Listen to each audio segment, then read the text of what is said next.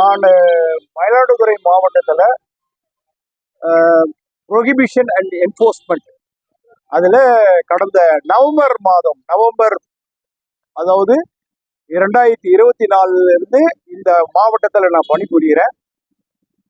பத்திரிகை நண்பர்கள் எல்லோருக்கும், பொதுமக்களுக்கும், மேலதிகாரிகளுக்கும் அனைவருக்கும் தெரியும், நான் சட்டப்படி ப்ரொஹிபிஷன் அஃபெண்டர்ஸை இந்த மாவட்டத்தில், இது காரைக்கால் பார்டரு, கடுமையான நடவடிக்கை எடுத்து சட்டத்தின் முன்பு நிறுத்தி அவங்களுக்கு தண்டனை வாங்கி கொடுக்குற ஒரு ப்ரொஹிபிஷன் என்ஃபோர்ஸ்மெண்ட் ஆஃபீஸர். எனது கீழ் 2 பிரிவு இருக்கு. ஒன்று சீர்காழி சப்டிவிஷன் இருக்கு, இன்னொன்று மயிலாடுதுறை சப்டிவிஷன் இருக்கு. உங்களுக்கு அனைவருக்கும் ஒன்று சொல்லிக்கிறேன், இந்த ப்ரெஸ் மீட் எனக்கு தெரியும், நான் காக்கி உடுப்புல தான் நான் கொடுக்குறேன். நான் 1996 வருடத்துடைய batch sub inspector direct SI. நான் கிட்டத்தட்ட 30 வருட காலமாக காவல்துறையில் பணிபுரிஞ்சுக்கிட்டு இருக்கிறேன்.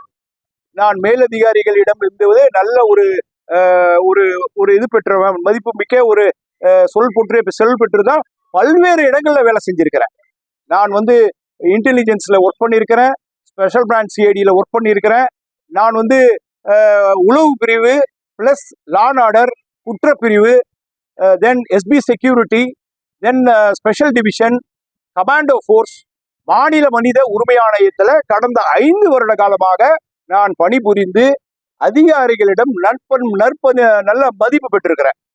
நான் போலீஸ்ல எனக்கு தெரியும், இதற்கு பிறகு எனக்கு என்ன பிரச்சனை வரும்னு எனக்கு நல்லாவே தெரிஞ்சுதான் நான் இதை சுய நினைவோடு நான் கொடுக்குறேன்.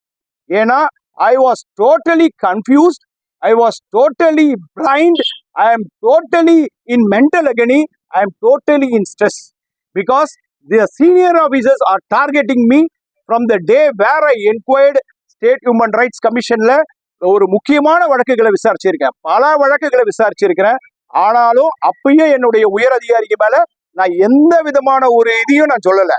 ஏன்னா இது ஒரு டிசிப்ளின் டிபார்ட்மெண்ட், எனக்கு எல்லாருக்கும் தெரியும், உங்களுக்கு தெரியும், பொதுமக்களுக்கு தெரியும். இன்னைக்கு வேற வழி இல்லாத நான் சொல்ல வேண்டிய சூழ்நிலை வந்திருக்கு.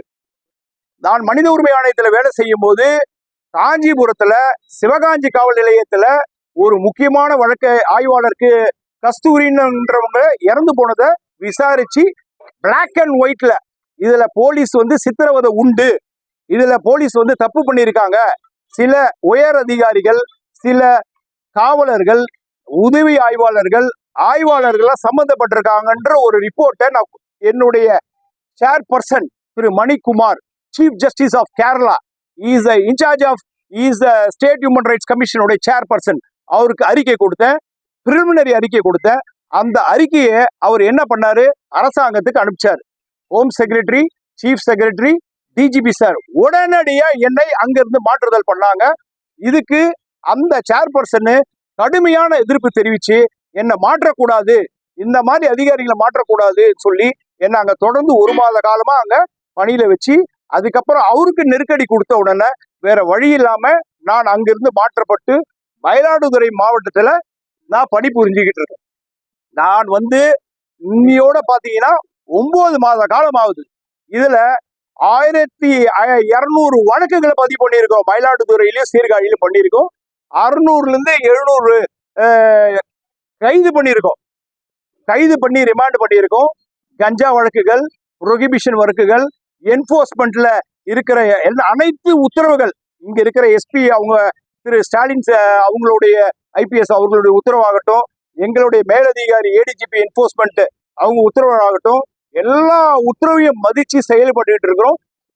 பல்வேறு மெமோ வரணும், போலீஸ்ல வேலை செஞ்சா வரும், போலீஸ்ல வேலை செஞ்சா எல்லா கேள்வி கேட்பாங்க, அதுக்கு உண்டான பதில் அறிக்கையெல்லாம் நாங்க கொடுத்துக்கிட்டு இருக்கிறேன். இப்படிப்பட்ட சூழ்நிலையில இன்னைக்கு எனக்கு என்னன்னா ஒரு கஷ்டம் என்னன்னா, எங்க உயர் அதிகாரி, எனக்கு மேல இருக்கிற உயர் அதிகாரி, மாவட்ட கண்காணிப்பாளர் ஒரு மறுப்பு அறிக்கை கொடுத்திருக்கிறார். அதுதான் வேதனையா இருக்கு. அதாவது வாகனமே என்கிட்ட இருந்து பறிக்கப்படல அப்படின்னு சொல்றார். பிரஸ் கூப்பிட்டு தவறான இதெல்லாம் போடாதீங்க அப்படின்னு சொல்றார். Right, okay, I accept it. நான் என்ன சொல்ல வரேன்னா, கடந்த 5/7/2025 என்னுடைய டிரைவர் வடிவேலுன்றவர் பொலரோ வெஹிக்கிள்ல அவரும் இருக்காரு. அப்படி இருக்கிறவரு என்ன பண்றாரு, இந்த மாவட்டத்துல ஏஆர்எஸ்ஐ திரு செந்தில்குமார் அவர் வந்து இந்த வாகனம் உடனடியா ஆனரபிள் மினிஸ்டர் திரு மெய்யநாதன் அவங்களுக்கு எஸ்காட்டுக்கு வண்டி வேணும்னு சொல்றாங்க. நான் சொன்னேன் புரோட்டோகால் படி அது மாதிரி கொடுக்க முடியாது. ரெண்டாவது நான் இன்டென்சிவ் ரைட்ல இருக்கிறேன், இந்த வாகனத்தை நான் கொடுக்க முடியாது. அப்படி இந்த வாகனத்தை கொடுக்கணும்னா நீங்க ஒரு ஆர்டர்ஸ் பாஸ் பண்ணுங்க, நான் வண்டியை கொடுக்குறேன்னு சொல்லி சொன்னேன். அதுக்கு அந்த வடிவேல் போலீஸ் கிட்ட அந்த ஏஆர்எஸ்ஐ நான் உங்க டிஎஸ்பி கிட்ட பேசிக்கிறேன்னு சொல்லிட்டாரு. அவரும் நீங்க டிஎஸ்பி கிட்ட பேசிக்கன்னு சொல்லிட்டாரு. உடனடியா அந்த ஏஆர்எஸ்ஐ கிட்ட பேசுறாரு. நான் மறுப்பு தெரிவிச்சுட்டேன். அதுக்கப்புறம் 2 மணி நேரம் கழிச்சு நான் 1996 பேட்ச் எஸ்ஐ டைரக்ட் எஸ்ஐ இன்னைக்கு வந்த 2008 பேட்ச் உடைய இன்ஸ்பெக்டர் எஸ்பி இன்ஸ்பெக்டர்னு இருந்துகிட்டு என்ன நீங்க எங்க இருக்கிறீங்களோ அங்கேயே இருந்துட்டு வண்டியை உடனடியா அனுப்புங்கன்னு சொல்றாரு. நான் சொன்னேன் இந்த உத்தரவை நீங்களாம் எனக்கு பிறப்பிக்க முடியாது. நீங்க வந்து எனக்கு மேலதிகாரிகள் சொன்னாதான் நான் வண்டி அனுப்ப முடியும், ஆர்டர்ஸ் இல்லாம வண்டி அனுப்ப முடியாதுன்னு சொன்ன உடனே அடுத்த 10 நிமிடத்துல மைக்ல திரு நாகராஜ் கண்ட்ரோல் ரூம் அவர் எனக்கு சொல்றார், கட்டளையிடுறார், உடனடியா நீங்க போய் திருச்செந்தூர் பாதுகாப்பு பணிக்கு போங்கன்னு சொல்றாரு. ரைட், முருகப்பன் கூப்பிடுறாருன்னு சொல்லிவிட்டு திருச்செம் பந்தோபஸ்துக்கு மைக்கிலேயே சொல்லிட்டு போய் 5ஆம் தேதி பாதுகாப்பு பணிக்கு போனேன். எனக்கு எந்த வண்டி என்கிட்ட கேட்டாங்களோ அதே வண்டியில தான் நான் பயணம் செஞ்சேன். கிட்டத்தட்ட 400 இருந்து 450 கிலோமீட்டர் 5, 6, 7 3 நாட்கள் நான் பயணம் செஞ்சேன். அதுக்கப்புறம் நான் அங்க இருக்கும் போதே எஸ்பி ஆபீஸ்ல இருந்து ஒரு உத்தரவு வருது, நீங்க உடனடியா திருவாரூர் பந்தோபஸ்து ஆனரபிள் சிஎம் பந்தோபஸ்துக்கு உடனடியா நீங்க போகணும் அப்படின்னோட நான் ஹெட் குவார்டர்ல வந்து ரிப்போர்ட் பண்ணிட்டு அன்னைக்கு நைட்டு கண்ட்ரோல் ரூம்ல கூப்பிட்டு நான் வந்து இங்க வந்து ரிப்போர்ட் பண்ணிட்டேன். 2 மணிக்கு நைட்டு கொடுக்குறேன். அதாவது 7ஆம் தேதி 8ஆம் தேதி விடிய காலையில சொல்லிட்டு எல்லாமே நான் சொல்ற பதிவு எல்லாமே ஜிடியில இருக்கு, எல்லாமே இருக்கு. எதையுமே மறைக்க முடியாது, ஒழிக்க முடியாது. இந்த மாவட்டத்தில் இருக்கிற பாக்குற அனைத்து காவலர்கள் அதிகாரிகள் எல்லாருக்கும் தெரியும் இங்க என்ன கொடுமை நடந்துகிட்டு இருக்குன்னு. இதுக்கு காரணம் முக்கியம். ஒன்னு எஸ்பி திரு ஸ்டாலின் ஐபிஎஸ், இன்னொன்னு ஆய்வாளர் ஸ்பெஷல் பிரான்ச் பாலச்சந்தர். எஸ்பியை கூட நம்ம எடுத்துக்கலாம் ஒரு அதிகாரியா. இந்த பாலச்சந்தர் என்ன மட்டும் இல்ல பல அதிகாரிகளை துன்புறுத்துறாரு, வேலை செய்ய விடாம பணி செய்யறாரு, இந்த மாதிரி பிரச்சனை பண்றாரு. வண்டி வாகனத்தை வந்து நான் வந்து திருவாரூர்ல இருந்து 8ஆம் தேதி வந்து 7, 8, 9, 10ஆம் தேதி திருவாரூர் பந்தோபஸ்து முடிச்சுட்டு 10ஆம் தேதி நைட்டு வந்த உடனே இறங்க கூட இல்லை வீட்டுல, உடனடியா வண்டி வேணும்னாங்க. அப்பயும் கேட்கிறேன் யாருக்கு இந்த வண்டி வேணும்? திரு மெய்யநாதன் ஆனரபிள் மினிஸ்டருக்கு வண்டி வேணும் சார். அந்த ஏஆர்எஸ்சி தான் எங்கிட்ட பேசுறாரு, ரெக்வஸ்ட் பண்றாரு. அப்பயும் சொல்றேன் இந்த வண்டி எஸ்கார்ட் யூஸ் பண்ண முடியாது, இது புரோட்டோகால்ல கிடையாது. புரோட்டோகால்ல நான் எஸ்பி செக்யூரிட்டியில இருந்தவன், எஸ்பியில ஐஎஸ்ல இருந்தவன், இது வந்து செக்யூரிட்டியில புரோட்டோகாலே கிடையாது, நான் வண்டி கொடுக்க முடியாதுன்னு சொன்னேன். ரொம்ப ரெக்வஸ்ட் பண்ணதுனால இந்த வண்டியை ஏஆர்எஸ்சி கிட்ட கொடுத்தேன். ஆனா ஆனரபிள் மினிஸ்டர் அவங்களுக்கு போகல, இந்த வண்டியை ஓரமா எடுத்து வச்சுட்டாங்க. 10ஆம் தேதியிலிருந்து வண்டி இல்ல. 11ஆம் தேதி நான் மாவட்ட எஸ்பிக்கு தெரிவிக்கிறேன், சார் எனக்கு வண்டி இல்ல, எல்லாத்துக்குமே ரெக்கார்ட் இருக்கு, I have everything in my mobile phone record, each and everything. இன்னையிலிருந்து இன்னொன்னு சொல்றேன் உங்களுக்கு, இந்த 8 மாத காலத்துல ஒரு நாள் கூட எஸ்பி என்கிட்ட சரியா போன்ல பேசுனதே கிடையாது. அது என்ன காரணமோ அது கடவுளுக்கு தான் வெளிச்சம். ஆனா இந்த 10ஆம் தேதி வந்து வண்டியை நைட்டு வாங்கிட்டாங்க. 11ஆம் தேதி மதியானம் வரைக்கும் வண்டி வரல. நான் வண்டி வரலன்னு சொன்னேன்னா அவர்கிட்ட தெரிவிக்கிறேன், எனக்கு ஒரு ரோட்லயே ஓடவே முடியாத ஒரு வண்டி எனக்கு கொடுக்குறாங்க. அந்த வண்டியை நான் என்ன சொல்றேன், சார் இந்த வண்டியில போக முடியாது, என்னுடைய டிரைவர் மணிபாரதி என்கிட்ட கூப்பிட்டு சொல்றாரு, ஐயா இந்த வண்டி ரோட்ல யூஸ் பண்ண முடியாதுங்கய்யா சொல்றாரு. பரவாயில்ல, உயர் அதிகாரிகள் உத்தரவு கொடுத்துட்டாங்க, வண்டியை எடுத்துட்டு வாங்க சொல்லியாச்சு. வண்டி வந்துடுச்சு. வண்டி வந்தோடனே அந்த வண்டியில நைட் கண்ட்ரோல் ரூம் அன்னைக்கு டிஸ்ட்ரிக்ட் நைட் ரவுண்ட்ஸ் போடுறாங்க. வண்டியை என்னால ஓட்ட முடியலன்றாரு டிரைவரு. வண்டியை தள்ளி ஓட்டி கொண்டு போயிட்டு கொஞ்சம் தூரத்துல செக் போஸ்ட் கிட்ட கொள்ளிடம் பக்கத்துல வண்டி நின்று போச்சு. வண்டியிலிருந்து புகை வருது. கண்ட்ரோல் ரூமுக்கு சொல்றேன், ஏஆருக்கு சொல்றேன், எஸ்ஐ நம்ம ஏஆர்எஸ்ஐக்கு சொல்றோம், எந்த நடவடிக்கை எடுக்கல. அன்னைக்கு வண்டி ஓடலன்னு இல்லை, வண்டி ஓடுது, but it is not good condition to ரோட்ல ஓட்டுறதுக்கு வண்டி இல்லை. வண்டியிலிருந்து புகை வந்தா எப்படி உட்காந்துட்டு போக முடியும்? ஒரு டிரைவர் உயிர் முக்கியம் இல்லையா? உங்களுக்கு வேணா என் உயிர் முக்கியம் இல்ல, என் குடும்பத்துக்கு என் உயிர் ரொம்ப முக்கியம்.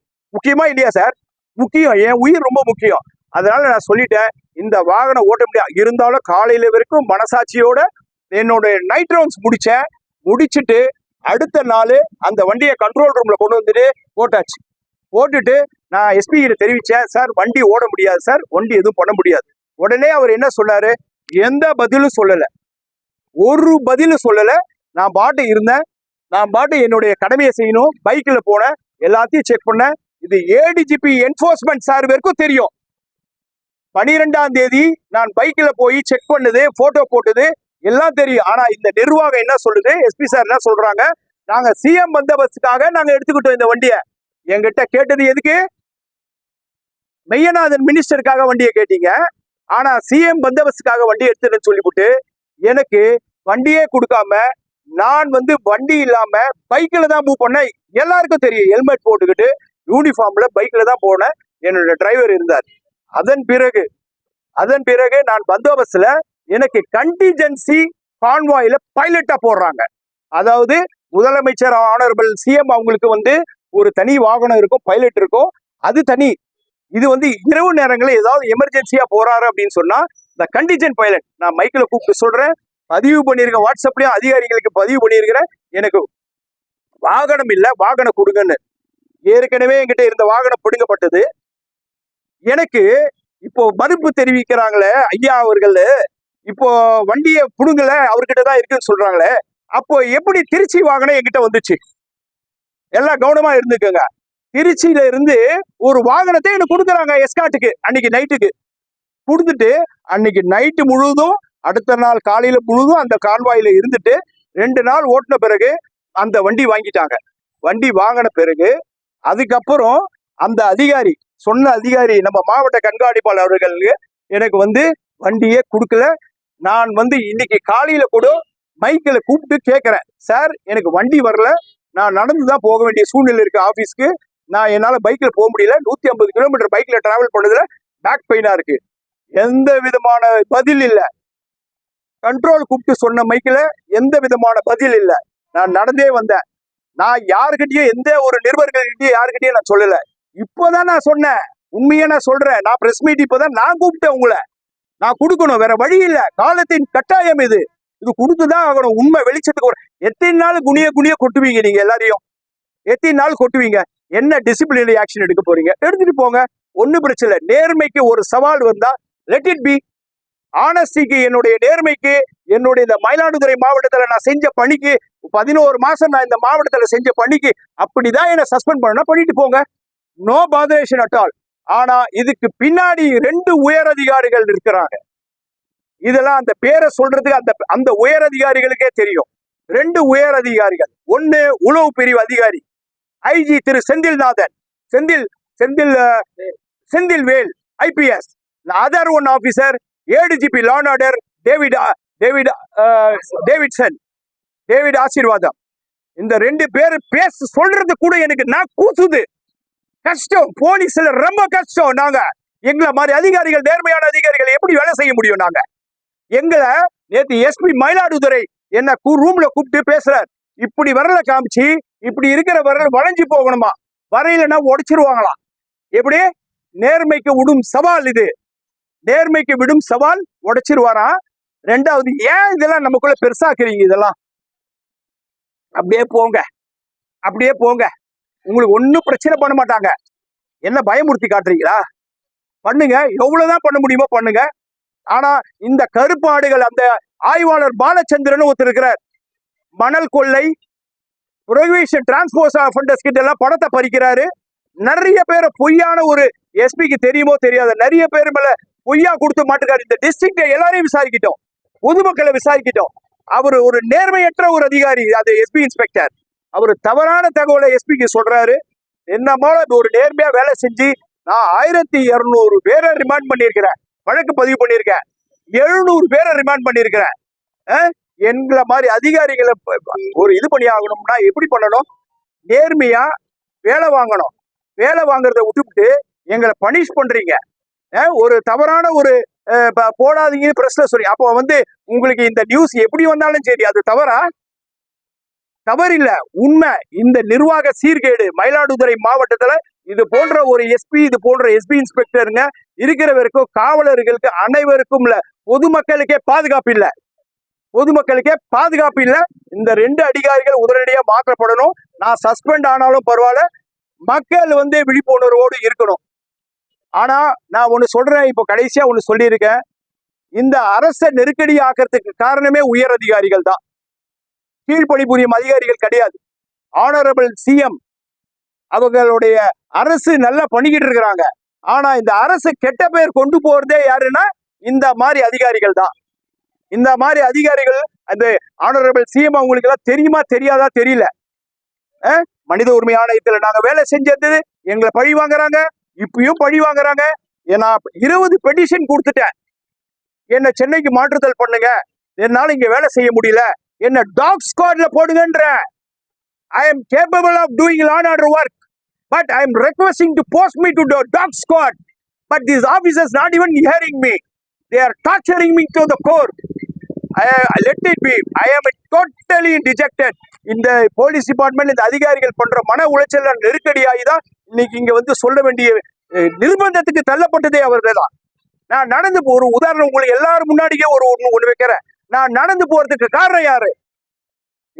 நான் எனக்கு பைத்தியக்காரனா? நானே வண்டியில இருக்குது, எனக்கு வண்டியில போவேனா இல்ல நான் நடந்து போவேனா? உங்ககிட்டயே இந்த கேள்வியை விட்டுறேன். வண்டியை புடுங்குது இல்லாம நேர்மையற்று கேட்டா இந்த ஏசிய சொல்றாங்க. மேல ஒரு ஏசி இருக்கு, இதை லஞ்சத்துல வாங்கியிருக்கேன். நான் லஞ்சத்துல வாங்கினு சொன்னா தூக்கு போட்டு செத்துருவேன். இங்க தூக்கு போட்டுக்கிறேன், இதே இடத்துல தூக்கு போட்டுக்கிறேன். யாராவது லஞ்சத்துல வாங்கினு சொன்னா, நான் லஞ்சம் வாங்கினேன் எவங்கிட்டயாவது கைவிட்டு வாங்கினு சொன்னா இதே இடத்துல தொங்கி போட்டு தூக்கு போட்டுக்கிறேன். என் போலீஸ் எல்லாம் விசாரிங்க, எல்லாரையும் விசாரிங்க. நேர்மையா நான் வேலை செஞ்சுட்டு இருக்கிறேன். இது ஒரு உதவி ஆய்வாளர், இங்க நான் கஷ்டப்படுறதுனால எனக்கு ஐயா இது இருக்கட்டும் இந்த ரூம்ல கொடுத்தாரு, விசாரிங்க. மிரட்டி காட்டுறீங்க என்ன? இது மாதிரிலாம் நீங்க கொள்ளடிக்கிறீங்க, நீங்க எல்லாம் ரகலை பண்றீங்க.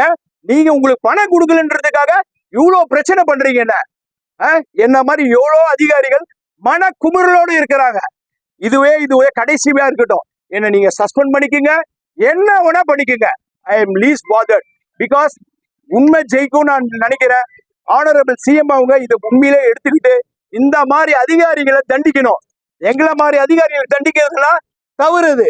என்ன காரணம்? உண்மையை நாங்க வேற வழி இல்ல, எங்களோட உயர் அதிகாரிகிட்ட சொல்ல முடியல, நம்ப முடியல. என்ன கேள்வி கேட்பீங்க தெரியுமா? ஏன் டிஐஜி கிட்ட சொல்லக்கூடாதா? ஏன் ஐஜி கிட்ட சொல்லக்கூடாதா? ஏடிஜி கிட்ட சொல்லக்கூடாது? எல்லாருக்கும் தெரியும், யாரும் நடவடிக்கை எடுக்கல. ஒரு 7 நாட்களா 10ஆம் தேதியிலிருந்து இன்னைய வரைக்கும் ஒரு அதிகாரி பைக்ல போறான், நடந்து போறான், கேட்கறதுக்கு ஒரு நாதி இல்ல. எங்க போய் நிக்கிறது? இப்ப கூட பாருங்க, என் பக்கத்துல யாரும் இல்ல. ஏன்னா இது டிபார்ட்மெண்ட் கோட் ஆஃப் கான்டாக்ட். கேட்டா கோட் ஆஃப் கான்டாக்ட் சொல்றீங்க, அதனாலதான் பாருங்க ஒரு போலீஸ் நிக்க மாட்டாங்க. இதுதான் உண்மை. என்னோட போட்டோ எல்லாமே சஸ்பெண்ட் ஆகுறதுனா என்னோட போட்டோ, என் போலீஸ் யாரும் இருக்க கூடாது. ஆனா இந்த அதிகாரிகளை கேள்வி கேட்கணும். Senthil Velan IPS, Davidson ADG law and order, SP Stalin, Balachander, இந்த 4 பேரையும் நிக்க வச்சு கேட்கல, எனக்கு என்ன ஆகும்னே எனக்கு தெரியாது. அனைவருக்கும் வணக்கம். மயிலாடுதுறை மாவட்ட மதுவிலக்கு அமலாக்க பிரிவில் டிஎஸ்பியாக திரு சுந்தரேசன் பணிபுரிந்து வருகின்றார். அவருக்காக ஒரு ஏசி பொருத்தப்பட்ட ஒரு பொலிரோ வாகனம் பணி செய்வதற்காக வழங்கப்பட்டிருந்தது. சில முக்கியமான பாதுகாப்பு ஏற்பாடுகளுக்காக அந்த வாகனம் பெறப்பட்டு 11/7/2025 அன்று அவருக்கு ஏசி பொருத்தப்படாத மற்றொரு வாகனம் அவருக்கு அளிக்கப்பட்டது. அதன் பிறகு நான் 14ஆம் தேதி அவரை நேரிலேயே அழைத்து இது பாதுகாப்பு செக்யூரிட்டி ஏற்பாடுகளுக்காக இந்த வாகனம் வாங்கப்பட்டுள்ளது, மீண்டும் இது டெம்பரரி தான், தற்காலிகமானது தான், பந்தோபஸ்து முடிஞ்சதுக்கப்புறமா உங்களுக்கு ஏற்கனவே பயன்படுத்தப்பட்ட வாகனமே அளிக்கப்படும் என்று அவரிடம் நானே நேரில் கூப்பிட்டு சொல்லியிருந்தேன். அதன் பிறகு இன்று அந்த வாகனமும் அவர் ஏற்கனவே பயன்படுத்தப்பட்ட வாகனம் அளிக்கப்பட்டுள்ளது. இதுவரையுமே அவர் நான் கொடுத்திருந்த அந்த நான் ஏசி இல்லையா அந்த வாகனத்தை அவருடைய கட்டுப்பாட்டில் தான் அந்த வாகனமும் இருந்தது. இப்போ இந்த மதுவிலக்கு அமலாக்க தொடர்பாக அனைத்து நடவடிக்கைகளையும் எடுப்பது இபிசிஐடி மற்றும் எல்என்டோ எங்கள் இருவருடைய கூட்டு முயற்சி தான். எல்லாருமே சேர்ந்து தான் இந்த பணிகளை செய்து வருகின்றோம். இப்படி பணிகள் இருக்கிறப்போ கடந்த பிப்ரவரி மாதம் நான் எல்லாத்தையுமே திரும்ப எல்லாம் மதுவிலக்கு செக் போஸ்ட்டு மற்றும் நம்ம டிஸ்ட்ரிக்ட் பார்டர் இருக்க செக் போஸ்ட் எல்லாமே பர்சனலாக நான் ஆய்வு பண்ணேன் நான். அதுக்கப்புறமா நம்ம பாண்டிச்சேரி மதுபானங்கள் கள்ளத்தனமாக வருவதற்கு இன்னுமே சில நடவடிக்கைகள் தேவைப்படுகிறது என்று ஒரு 8 டெம்பரரி செக் போஸ்ட்டை அதுக்காக நாங்கள் ஃபார்ம் பண்ணோம். ஃபார்ம் பண்ணிட்டு அதில் வந்து இன்னுமே அந்த போஸ்டிங்லாம் ரன் ஆகிட்டு தான் இருக்குது. அதை ஃபார்ம் பண்ணிவிட்டு அதுக்குண்டான மெமோஸையும் நான் யார் டிஎஸ்பிஸ் எல்லாம் யார் பார்க்கணும் அப்படிங்கிறதையும் நான் கொடுத்துருந்தேன். அதாவது அது வந்து 23/2/25 அன்று அந்த மாதிரி 8 டெம்பரரி செக் போஸ்ட் ஃபார்ம் பண்ணியிருந்தோம். அந்த ஃபார்ம் பண்ணதுக்கப்புறமா நம்மளுடைய மாவட்டத்தினுடைய மதுவிலக்கு அந்த ஆஃப் டேக்குன்னு சொல்லுவோம் இல்லையா, அது வந்து இன்க்ரீஸ் ஆகிருக்கு. அதாவது கள்ளச்சாராய விற்பனை வந்து தடுக்கப்பட்டுள்ளது. அது எல்லாமே இன்க்ரீஸ் ஆகிருக்கு அப்படிங்கிறத டீட்டெயில்ஸ் இருக்குது. உங்களுக்கு டீட்டெயில்ஸ் வேணால் நான் அப்புறமா உங்களுக்கு சப்ளை பண்ண தரணும்னு. கரெக்டாக அந்த பிப்ரவரி மாதத்துலேருந்தே அது இன்க்ரீஸ் ஆகிட்டு தான் வந்துட்டுருக்கு. ஒரே ஒரு டைம் ஏப்ரல் மட்டும் கொஞ்சம் நெகட்டிவ், மற்றது எல்லாமே நல்ல இன்க்ரீஸ், நோட்டபிள் இன்க்ரீஸ் அதில் வந்துட்டுருக்கு. அந்த மாதிரி நாங்கள் பண்ணிகிட்ருக்கோம். நம்ம இப்போ அந்த ஒரு வருஷத்தில் மட்டுமே நாம் வந்து இந்த கடந்த ஒரு வருஷம் அப்படின்னு எடுத்துட்டோம்னாக்கா கேசஸ் கூண்டாஸ் ஆகட்டும், அதே போல் அக்யூஸ்ட் அரெஸ்ட் பண்ணுறதாகட்டும், போத் எல்என்டோ அதே போல் இபிசிஐடி அதாவது இவங்க இருக்காங்க இல்லையா, எல்லோரும் சேர்ந்து தான் இந்த பணிகளை செஞ்சிட்ருக்கோம். நம்பர் ஆஃப் இதுவும் அதுக்கு தகுந்த மாதிரி தான் எங்களுடைய இது எல்லாமே நாங்கள் பண்ணிகிட்ருக்கோம். சேர்ந்து கம்பைண்டாக பண்ணிகிட்ருக்கோம். டிஎஸ்சி 4 மாதமாக சம்பளம் வழங்கப்படலை அப்படிங்கிற மாதிரி. அதாவது எங்களுக்கு அவர் வந்து அதுக்கு முன்னாடி இருந்த பகுதியிலிருந்து இங்கே வந்தார் இல்லையா, அதை இது ரெகுலரைஸ் ஆகி வந்த உடனே நாங்கள் இங்கே எங்களுடைய சைடில் இமீடியட்டாக நாங்கள் கொடுத்துட்டோம். அவரது எப்போ வந்ததோ அவரது இது ரெகுலரைஸ் ஆகி இது வரைக்கும் நாங்கள் சம்பளம் போட்டோம். ப்ரீவியஸாக ஒர்க் பண்ண இடத்துலேருந்து இது வரைக்கும் நாங்கள் சம்பளம் போட்டுட்டோம். இந்த தேதியிலிருந்து நீங்கள் கொடுங்க அப்படின்னு சொல்லியிருந்தாங்க. அது வந்த உடனே நாங்கள் சம்பளம் போட்டு நாங்கள் கொடுத்துட்டோம். நாங்கள் இங்கே மயிலாடுதுறை மாவட்ட அலுவலகத்தில் டிலே இல்லை, கிடையாது. டிலே இல்லாமல் நான் செஞ்சு கொடுத்தேன். மாவட்ட காவல்துறை சார்பாக அழுத்தம் கொடுக்கப்படுறதா சொல்கிறாங்க. அவர் வந்து ஒரு விரட்டும் சொல்லி பணி செய்ய விடாமல் ஒரு அழுத்தம் கொடுக்கப்படுறதா ஒரு குற்றச்சாட்டு சொல்லியிருக்காரு. தவறான தகவல். அதுதான் சொல்கிறேன். இதெல்லாம் பர்சனலாக பார்த்துட்டு இந்த செக் போஸ்ட் எல்லாமே அரேஞ்ச் பண்ணிவிட்டு அதை வந்து பிவிங் as well as லோக்கல் எல்லாருமே சேர்ந்து அந்த பணியில் இன்னுமே ஈடுபட்டு வருகிறார்கள்.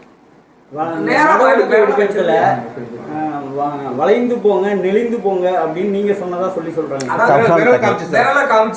தவறான தகவல்.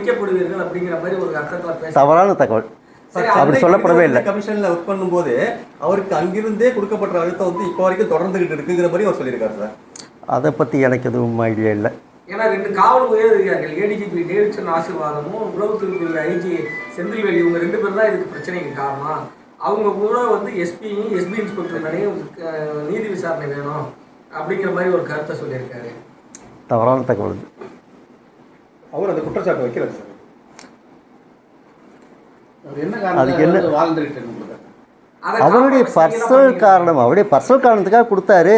அதுக்கப்புறம் அவரே வந்து நாங்களும் அது எல்லாமே என்ன முறையான நடவடிக்கைகள் எடுக்கப்பட்டு வந்தது. ஆனால் அவரே வந்து அதை நான் வாபஸ் வாங்கிக்கிறேன் அப்படின்ட்டு அவரே வாங்கிட்டார். வாபஸ் வாங்கி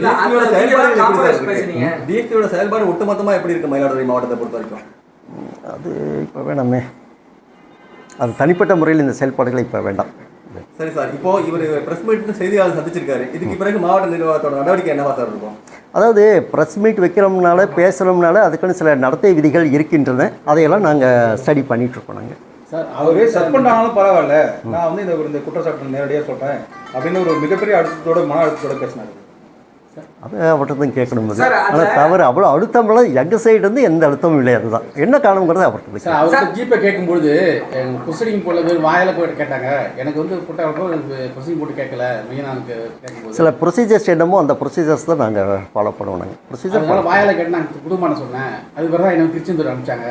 திருச்செந்தூர் வந்த பிறகு பந்தோபஸ்துக்கு எல்லாருமே யாருக்கு தேவையோ அவங்க எல்லாத்துக்குமே நம்ம காவல்துறையில் தவிர்க்க முடியாத பணிங்கிறது பந்தோபஸ்து. அது எல்லோரும் தான் போயிட்டுருக்காங்க.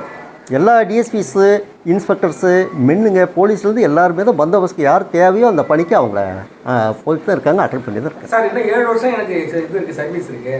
ஆனால் பிஆர்எஸை வந்து என்னை காம்ப்ரமைஸ் பண்ணுறது வந்து எஸ்பி தான் இங்கே இருக்குன்னாங்க. ஆனால் இப்போ இருக்க நிலைமையில் என்னை பென்ஷன் கூட வாங்காமல் நீங்கள் சஸ்பெண்டில் போங்க, டிஸ்மிஸில் போங்கிற மாதிரி அவங்க நடவடிக்கை இருக்குது அப்படின்னு ஒரு குற்றச்சாட்டு வச்சுருக்கேன். தவறான தகவல். அது தப்பாக சொல்கிறாரு.